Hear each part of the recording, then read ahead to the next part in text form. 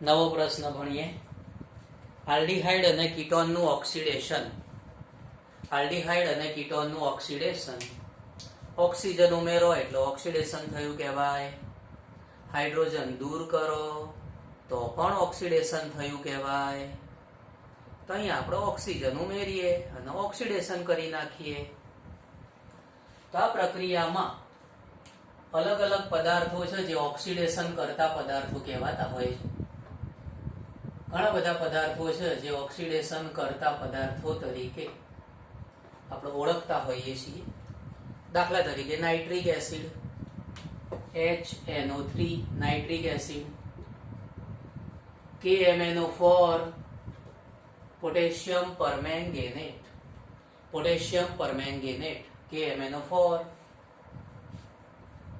K2Cr2O7 potassium dichromate, K2Cr2O7 જેનું નામ છે પોટેશિયમ ડાયક્રોમેટ.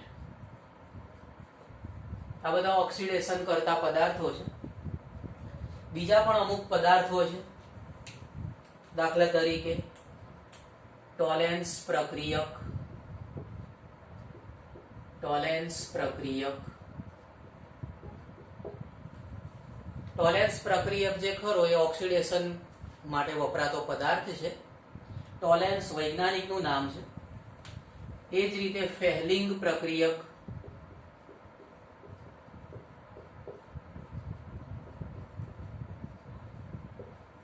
આ બધા આખા પ્રશ્નો ભણવાના છે. ટોલેન્સ પ્રક્રિયક વિશે આખો પ્રશ્ન આવશે. ફેહલિંગ પ્રક્રિયક વિશે પણ આખો પ્રશ્ન આવશે.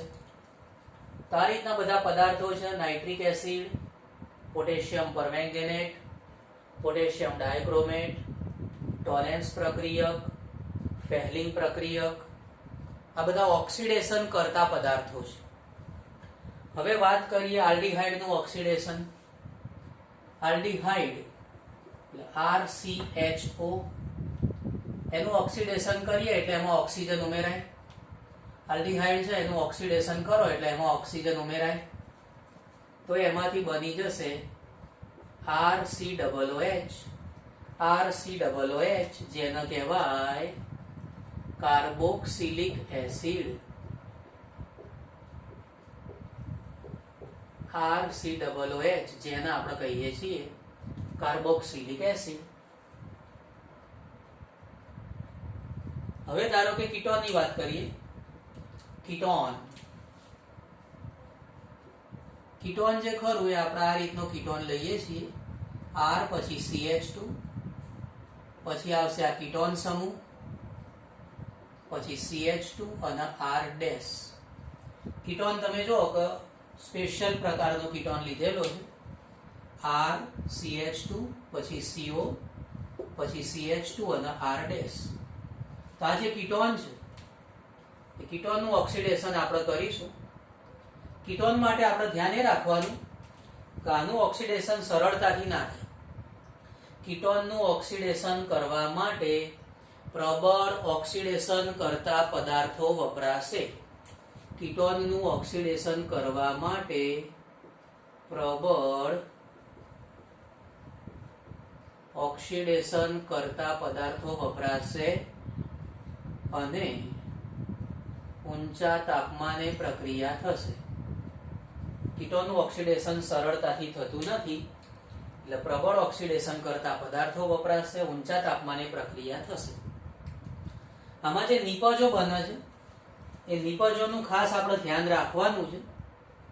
જે નિપજ બને છે એ નિપજોનું આપણે ખાસ ધ્યાન રાખવાનું છે કે કઈ રીતે નિપજ બનાવીશું. તો કાર્બનના નંબર આપીએ. પહેલો કાર્બન, બીજો કાર્બન અને ત્રીજો કાર્બન. ધારો કે આ પહેલા અને બીજા કાર્બન વચ્ચેનો આ બંધ છે એ તૂટે છે. ધારો કે પહેલા અને બીજા કાર્બન વચ્ચે બંધ તૂટે છે. તો આપણે લખી શકીએ છીએ કે C1C2 કાર્બન વચ્ચેનો બંધ તૂટવાથી, C1 અને C2 કાર્બન વચ્ચેનો બંધ તૂટે તો કઈ નિપજ બનશે?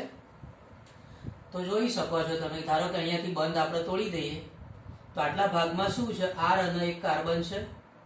આટલા ભાગમાં R અને એક કાર્બન છે. અને આ બાજુના ભાગમાં શું છે? R ડેશ અને બે કાર્બન છે.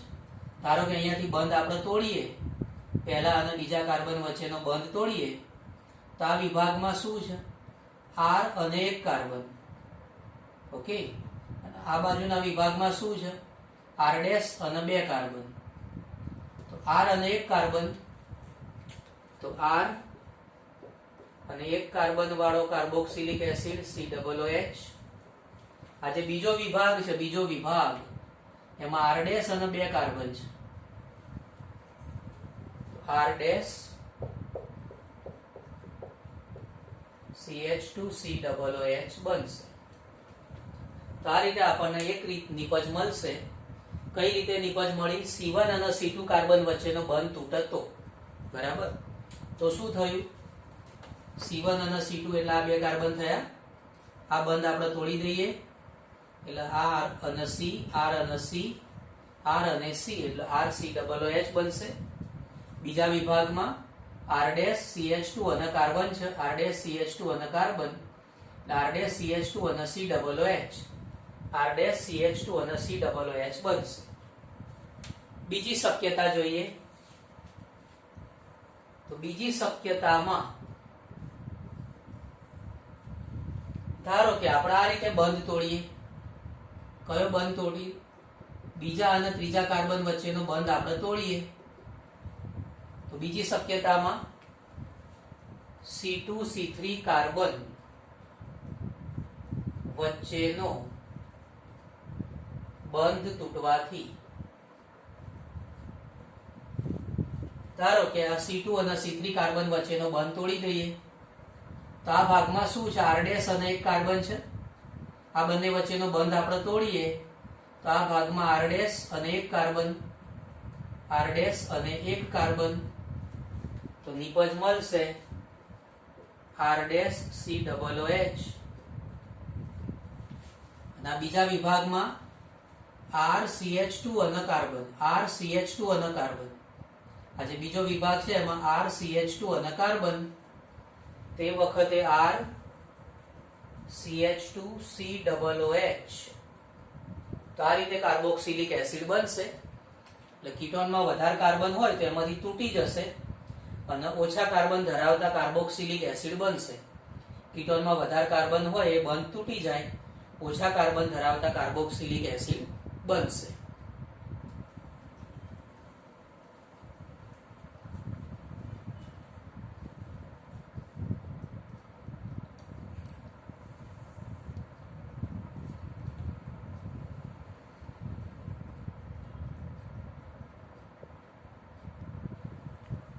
ટોલેન્સ કસોટી અથવા રજત દર્પણ કસોટી અથવા સિલ્વર મિરર ટેસ્ટ.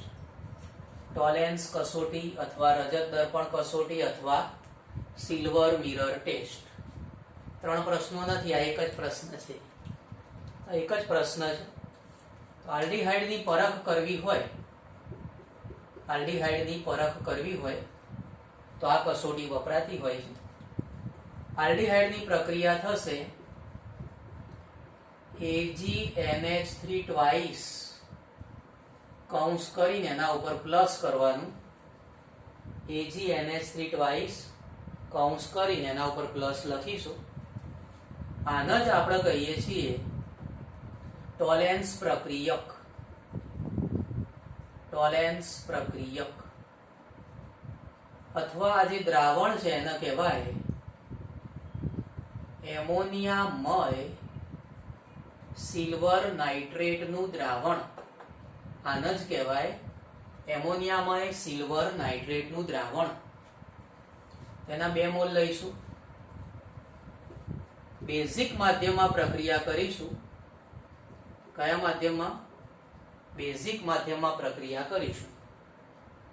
તો જ્યારે આ પ્રક્રિયા મિશ્રણ લઈને પ્રક્રિયા મિશ્રણને ગરમ કરીએ, ધારો કે કસનળીમાં તમે એને ગરમ કરો છો, તો એ વખતે આ જે આલ્ડીહાઇડ છે એમાંથી RCOO માઇનસ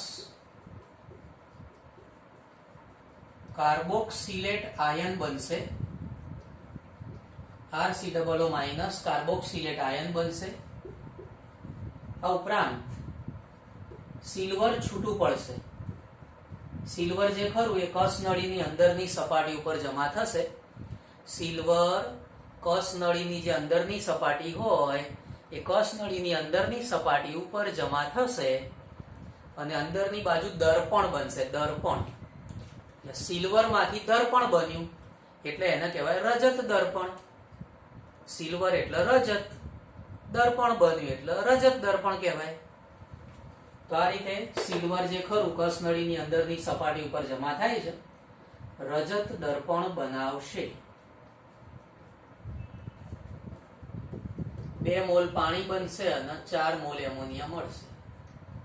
2 મોલ પાણી અને 4 મોલ એમોનિયા.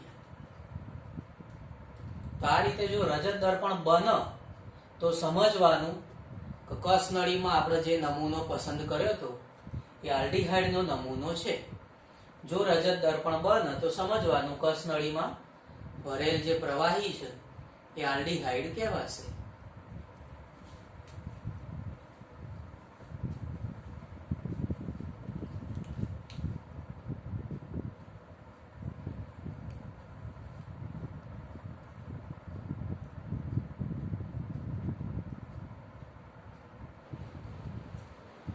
ફેહલિંગ કસોટી.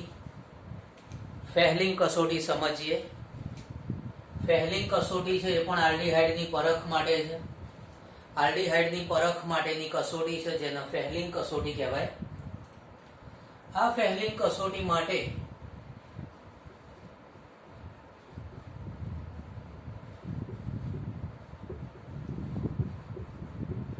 બે પ્રકારના દ્રાવણ આપણે ભેગા કરીશું. એકનો કહેવાય છે ફેહલિંગ દ્રાવણ A. ફેહલિંગ દ્રાવણ A તરીકે જલીય કોપર સલ્ફેટ લઈશું. ફેહલિંગ દ્રાવણ A તરીકે જલીય કોપર સલ્ફેટ અને ફેહલિંગ દ્રાવણ B તરીકે ફેહલિંગ દ્રાવણ B તરીકે બેઝિક માધ્યમ ધરાવતું હોય, બેઝિક એવું સોડિયમ પોટેશિયમ ટાર્ટરેટ લઈશું. નામ ખાસ યાદ રાખવાનું છે કેમ કે આ નામ સરળતાથી યાદ રહે એવું નામ નથી. 4-5 વાર લખી નાખવાનું. બરાબર. ફેહલિંગ દ્રાવણ A તરીકે જલીય કોપર સલ્ફેટ લઈશું. ફેહલિંગ દ્રાવણ B તરીકે બેઝિક સોડિયમ પોટેશિયમ ટાર્ટરેટ નો આપણે ઉપયોગ કરીશું. આ બધું ભેગું થાય એટલે આમાંથી આ બધું ભેગું થાય એટલે એમાંથી એક સરસ રીતે આયન બનતો હોય છે, Cu2+ આયન. Cu2+ આયન જેને આપણે કહીએ છીએ ક્યુપ્રિક આયન. ઓકે, તો ક્યુપ્રિક આયન અથવા ક્યુપ્રિક ઓક્સાઇડ બનશે. શું બનશે? ક્યુપ્રિક આયન એટલે કે ક્યુપ્રિક ઓક્સાઇડ બનશે જે અહીંયા પ્રક્રિયામાં ભાગ લેશે. તો આ જે પ્રક્રિયા થાય છે એમાં આપણે આલ્ડીહાઇડ લઈશું. એમાં આ બધું જે ફેહલિંગ દ્રાવણ A અને ફેહલિંગ દ્રાવણ B એનું જે મિશ્રણ ઉમેર્યું એટલે Cu2+ એ પ્રક્રિયામાં ભાગ લેશે. બેઝિક માધ્યમ છે એટલે OH- પ્રક્રિયામાં ભાગ લેશે. આલ્ડીહાઇડનો નમૂનો લીધો કસનળીમાં, પછી આ ફેહલિંગ દ્રાવણ છે આ બધું ભેગું કરો એટલે ફેહલિંગ દ્રાવણ બનશે. બેઝિક માધ્યમ એટલે 5 OH- લખીશું. તો આ જે આલ્ડીહાઇડ હોય એ આલ્ડીહાઇડમાંથી કાર્બોક્સિલેટ આયન બનશે. આલ્ડીહાઇડમાંથી બનશે કાર્બોક્સિલેટ આયન. બીજો પદાર્થ બનશે કસનળીમાં. બીજો પદાર્થ જે બને છે એ બને છે Cu2O. Cu2O જે ખરું એ લાલ કથ્થાઈ રંગના અવક્ષેપ બનશે. લાલ કથ્થાઈ રંગ એના અવક્ષેપ બનશે જેના આપણે કહીએ છીએ ક્યુપ્રસ ઓક્સાઇડ. ક્યુપ્રસ ઓક્સાઇડ છે એમાં કોપરનો ઓક્સિડેશન આંક +1 જોવા મળશે. ક્યુપ્રસ ઓક્સાઇડમાં કોપરનો ઓક્સિડેશન આંક +1 જોવા મળશે. અને જે H અને ઓક્સિજન છે, H અને ઓક્સિજન એમાંથી 3 મોલ પાણી બનાવીશું. આ રીતે આપણને નિપજ મળશે. કસનળીમાં આલ્ડીહાઇડ લઈશું, ફેહલિંગ દ્રાવણ લઈશું, એમાં Cu2+ એ ક્યુપ્રિક આયન કહેવાય, બેઝિક માધ્યમ છે. પ્રક્રિયા થશે તો આમાંથી બનશે કાર્બોક્સિલેટ આયન RCOO-. પછી જે પદાર્થ ઉપરથી કસોટીની પરખ થાય છે એ પદાર્થ છે Cu2O, જેને કહેવાય ક્યુપ્રસ ઓક્સાઇડ. એમાં કોપરનો ઓક્સિડેશન આંક +1 છે. એના લાલ કથ્થાઈ રંગના અવક્ષેપ બનશે. લાલાશ પડતા કથ્થાઈ રંગના અવક્ષેપ બનશે અને પાણી બનશે. જો કસનળીમાં લાલાશ પડતા કથ્થાઈ રંગના અવક્ષેપ જોવા મળે તો સમજવાનું આલ્ડીહાઇડ સાથે પ્રક્રિયા થઈ. કોની સાથે પ્રક્રિયા થઈ? આલ્ડીહાઇડ સાથે પ્રક્રિયા થઈ એમ કહેવાશે. બીજી બાબત કે જે એરોમેટિક આલ્ડીહાઇડ હોય, એરોમેટિક આલ્ડીહાઇડ એની સાથે આ કસોટી થતી નથી. એરોમેટિક આલ્ડીહાઇડ સાથે આ કસોટી થતી નથી.